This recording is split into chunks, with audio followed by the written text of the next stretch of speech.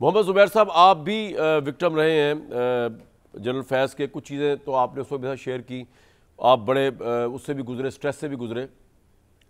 اس وقت 9 مئی کا معاملہ سر پہ ہے. آپ کو کیا لگتا ہے اگر جنرل فیض کے پاس سے ایویڈنس مل جائے، وہ وعدہ معاف گواہ بن جائے، تو it will be more damaging for Imran Khan کہ 9 مئی میں اگر جنرل فیض ایک بہت بڑا گواہ بن کے آ جائیں سامنے، یا آپ سمجھتے ہوں گا کوئی تعلق نہیں ہے؟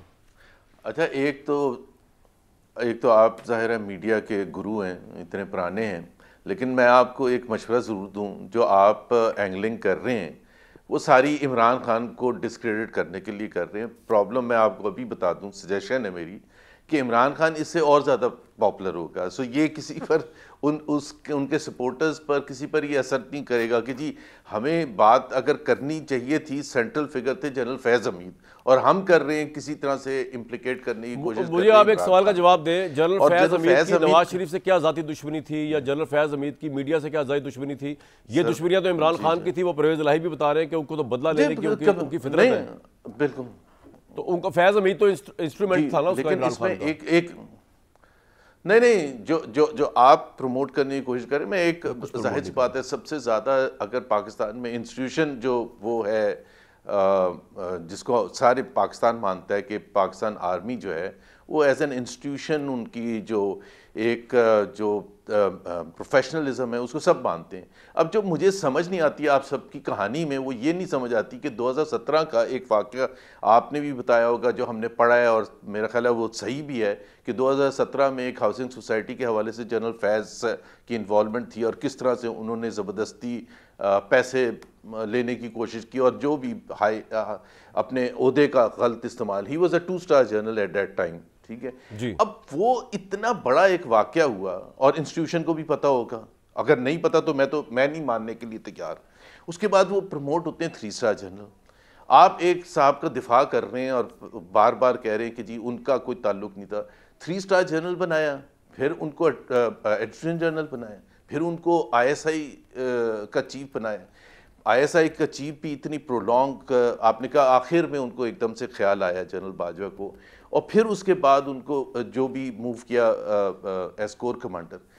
پوائنٹ یہ ہے کہ میں آپ کو جنرل باجوہ کے تاریخی الفاظ بتاؤں، اگر آپ کے پاس ہوگا بھی، وہ کلپ بھی ہوگا. یہ مارچ 2022 کی بات ہے، just a few days before the vote of no confidence. کیونکہ آپ جب ایک سنگل کر رہے ہیں نا، تو ایسے پورے قوم کو محسوس ہو رہا ہے کہ جیسے ایک شخص سر آپ بول لیں، میں اس کو رسپونڈ کروں گا آپ کے 2-3 پوائنٹس کو. آپ پہلے بول لیں پورا. جی بولیں. جی تو جنرل باجوہ نے یہ کہا، میرا خیال ہے سب کو یاد ہوگا، حفیظ اللہ نیازی صاحب کو بھی یاد ہوگا، کہ یہ میں دہرا رہا ہوں الفاظ جنرل باجوہ کے، اور میں بلیم نہیں کر رہا by the way general Bajwa کو کسی چیز کے لیے بھی. جنرل باجوہ نے یہ کہا کہ یہ ایک حقیقت ہے کہ پچھلے 77 سال یا 78 سال فوج پولیٹکس میں ملوث رہی ہے، جو کہ غیر آئینی عمل تھا. یہ جنرل باجوہ کے الفاظ ہیں. اب فوج کا انہوں نے کہا، انہوں نے یہ نہیں کہا کہ فیض حمید اس پہ غیر آئینی طریقے سے عمل درآمد، جو کہ کر رہے تھے general Faiz. There is no denying that fact. اور میں اپنی کہانی دوبارہ نہیں دہرانا چاہتا، میں نے ایک دفعہ دہرا دی تھی کل ٹی وی پر. I don't want to repeat that. I suffered directly at the hands of general Faiz, but I don't want to go through it again. So میرے لیے سب سے زیادہ امپورٹنٹ چیز ہے، پاکستان کو اگر درست کرنا ہے تو ہمیں سب حقائق سامنے، کسی کو ڈیفینڈ نہیں کرنا چاہیے. اس میں کوئی بھی پھنستا ہے، عمران خان پھنستا ہے، فیض حمید پھنستے ہیں، نہیں پھنستے، اس سے کوئی تعلق نہیں ہے. اگر آپ نے انصاف کرنا ہے، ہاں اگر آپ نے کسی پالیٹکس کرنی ہے، تبھی میں نے آپ کو کہا تھا، اگر آپ نے پالیٹکس کرنی ہے جو کہ اب دوبارہ سے ٹرائی کرنے کی کوشش کی جا رہی ہے، اس سے عمران کی پاپولیرٹی کم نہیں ہوگی.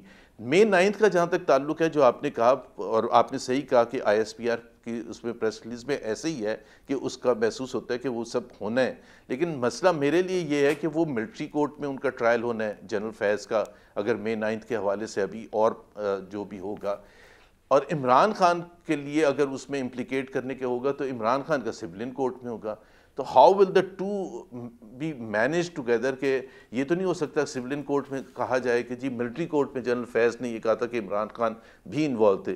لیکن جو ابھی تک شواہد ہمارے پاس آئے ہیں کامران، عمران خان کے مئی 9 کے، وہ یہ آئے ہیں کہ حکومت کی طرف سے کہ 7 مئی کو ایک میٹنگ ہوئی تھی، اس میں 3 کو پولیس والے چھپے ہوئے کرسیوں کے پیچھے بیٹھے ہوئے تھے، اور انہوں نے رپورٹ کیا کہ جی یہ ایک پلاننگ ہو رہی تھی. دی انٹائر تھنگ پونے 3 تو سال آپ یا کہہ رہے ہیں 2.5 کوئی سال میں سبسٹینس ہمارے نہیں ہوگا پاس 9 مئی میں اگر تو فریم کیا جائے عمران خان کو فیض حمید کو وعدہ معاف گواہ بنا؟ نہیں ہو سکتا ہے ہو سکتا ہے. ہاؤ کین آئی سے. میں یہ کہہ رہا ہوں ابھی 2.5 سال میں جو حکومت نے لے کے آئی ہے وہ یہ لے کے آئی ہے کہ 3 یا 2 پولیس والے چھپے ہوئے بیٹھے تھے, میٹنگ ہو رہی تھی, اس میں کچھ 40 بندہ بیٹھا تھا جس کو کسی کو سر آپ کا پوائنٹ آ گیا, 2 باتیں, اور انہوں نے رپورٹ کر دیا. ان کے پاس کوئی ایویڈنس نہیں ہے ریٹن, ان کے پاس کچھ بھی نہیں ہے. سر آپ کا پوائنٹ آ گیا. بات یہ ہے زبیر بھائی, 2 باتیں آپ نے, ایک تو جو مجھے پرسنل کہیں, میں اس کو ذرا جواب دے دوں.